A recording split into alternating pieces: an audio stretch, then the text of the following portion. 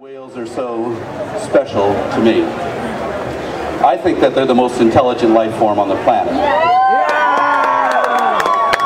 We, however, measure intelligence by the ability to make things. We're good at tools. They're far better at other things. You know, last year everybody got angry with me on the Fox network, you know, which is not unusual, but I happened to say something. I said, you know, worms are more important than people. And everybody was outraged. How dare you say something like that? Worms are more important than people. How could you say that? The reason I said that is because worms are more important than people. Worms can live on the earth without us. We can't live here without them.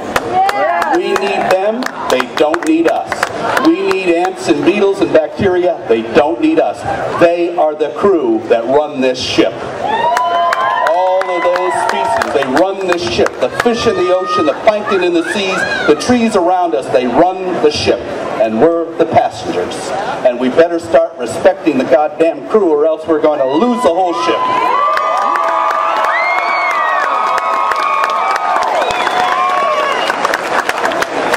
It's a very serious situation. We're now living in what's called the Homocene, which is the sixth major extinction event on the history of the planet. And between 2000 and 2065, we will lose more species of plants and animals than we have lost in the last 65.2 million years. And we will be responsible. We've got to turn this around. And when people say, well, it's impossible, I say the solution is impossible, but it doesn't mean we can't find it.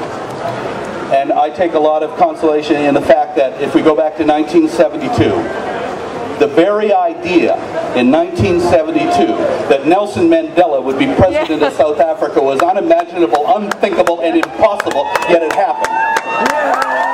So that's why I am optimistic that we can find a solution to this. We can turn it around. All we need to do is to have that passionate commitment to make a difference.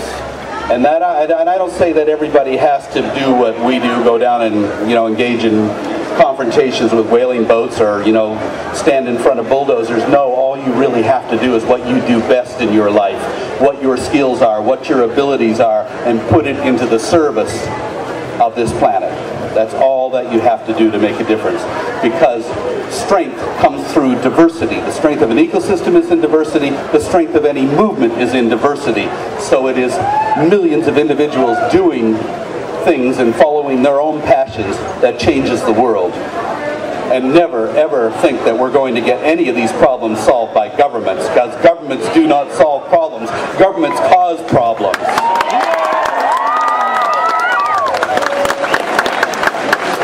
If we want change, we have to do it ourselves.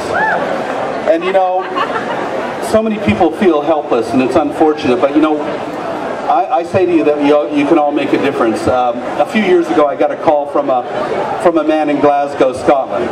And he said, you know, they're killing grey seals here in Scotland. What are you going to do about it? And I said, I don't know. I'm on the west coast of the United States. You're in Scotland. What are you going to do about it? And he said, well, what can I do? So we talked to him, we encouraged him, he rounded up volunteers in Scotland, they landed on the island where the seals were being killed, very enthusiastic, very passionate. They walked up to the sealers, pulled the rifles out of their hands, threw it into the ocean, got into a big fight with the sealers, all ended up in jail, got released on bail, raised enough money, and we bought the island where the seals were being killed, and it's now a sanctuary. Which illustrates that one person can make a difference if you just realize that you have the power to make that difference. And so that's what we're trying to encourage. We've had over 4,500 volunteers crew on Sea Shepherd ships over the years, and I hope that so many of them have gone off of our ships understanding that they can make that difference. We'll be returning to the Southern Ocean here in December. Hopefully we will go down with 3 vessels again in a helicopter with new tactics and new ideas. And every year we go back, we're stronger than the year before. And our objective this year is to do better than we did the year before. We expect that the Japanese whalers will be far more aggressive, but we've got some tricks up our sleeve too. But we have to also be very cognizant of the fact that the terms of engagement are different. They're trying to kill us. We have to do what we do, making sure we don't hurt them. So it's much more difficult.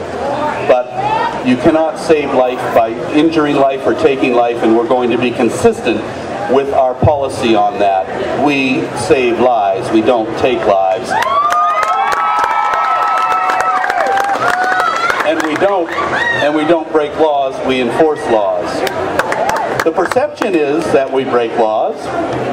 We're called pirates, and because of that, we adopted our own pirate flag. I don't mind being a pirate. A lot of the kids like it anyway. But there's a serious side to that. If you go back to the 17th century, when piracy was out of control in the Caribbean, it wasn't the British Navy that shut down piracy. They were too busy taking bribes. British politicians were making a lot of money off of piracy. Piracy was shut down in the 17th century in the Caribbean by one man, Henry Morgan, a pirate.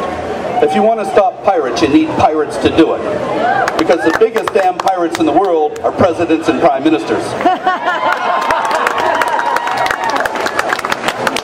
So our crew of pirates will continue to do what we do. Last month we engaged the bluefin tuna fishermen, and we decided to go into Libyan waters and cross Gaddafi's line of death. Found the illegal operation. Our divers went in 10 minutes. We cut the nets open and freed 800 bluefin. And got away from the Libyan Navy, which isn't that difficult, really. All the Libyans were concerned about when they radioed us was whether we had any Jews on board. And then they said, do you have any Jewish films or literature? And I realized that half of our video stock was Jewish directors or producers, so we couldn't go in. But anyway, all over the world we're doing these campaigns, and we're confronting various cultures, and we have to be very aware of the dangers that are involved. But we've never, in our 33 years of doing what we've been doing, we've never had anybody injured, and we're proud of that record. Yes. But just to finish off, why I do what I do goes back a few years. In 1975, I was one of the original founding. I was the youngest founding member of the Greenpeace Foundation. And we had an idea back in 1975 to save whales. We thought all we had to do was get in front of the harpoons and block the harpoons, and nobody would risk killing a human being, so that's what we were going to do. We were reading a lot of Gandhi at the time, and we thought that would be the plan. And so in June of 1975, Robert Hunter and I found ourselves in a small inflatable boat in front of a Soviet harpoon vessel off the coast of California. This is before the 200-mile limit. And in front of us were 8 magnificent sperm whales that were fleeing for their life. And every time the harpooner on the Soviet vessel tried to get a shot, I would maneuver the boat and block his path. And this worked for about 25 minutes until the captain on the Soviet vessel came down the catwalk, screamed into the ear of the harpooner, looked at us, smiled, and brought his finger across his neck like that. And that's when I realized Gandhi wasn't going to work for us that day. And a few moments later, there was this incredible explosion. The harpoon flew over our head and slammed into the backside of one of the whales in front of us. There was a female in the pod, and she screamed. And I'll tell you, it was like a woman screaming. You couldn't tell the difference. Whales scream, and they scream just like we do. And she rolled on her side in a fountain of blood, and suddenly the largest whale in that pod slapped the water with his tail, disappeared, and swam directly underneath of us. He swam directly underneath of us, and he hurled himself out of the water and straight at the harpooner on the Soviet vessel. But they were waiting for him. At point-blank range, shot another exploding harpoon into the head of the whale. He screamed, fell back, and was rolling in agony on the surface, blood everywhere. And suddenly I caught his eye, and he dove, and I saw a trail of bloody bubbles coming at our boat real fast. And he came up and out of the water at an angle so that the next move was to fall forward right on top of us. And as his head rose out of the sea, and I saw this eye, an eye the size of my fist, right there, only a couple of feet from me, rising up out of the surface of the ocean. I saw that eye, and what I saw there changed my life forever, because what I saw in that eye was understanding. The whale understood what we were trying to do, because I could see the incredible effort it made to pull himself back, his muscles clenched, and instead of falling on top of us, he went backwards. I saw his eye disappear beneath the surface of the sea, and he died. He could have killed us, chose not to do so. But I saw something else in that eye too, and it was pity. And not for himself, but for us. That we could take life so thoughtlessly without any mercy. And I said to myself, why are the Russians killing these whales? You don't eat sperm whales, you kill sperm whales for oil. Spermaceti oil, which is used for lubricating high heat resistant machinery. And one of the things that the Soviets were building with these with spermaceti oil was intercontinental ballistic missiles. And I said, here we are, destroying this incredibly intelligent, socially complex, beautiful creature for the purpose of making a weapon meant for the mass extermination of human beings. And that's when it struck me. We're insane. Totally and completely insane. And that's when I said, I'm not doing this for people. I'm doing this for whales.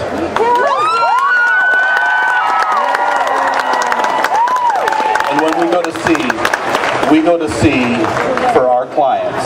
And our clients are whales and sharks and seals and sea turtles and fish. That's who we represent.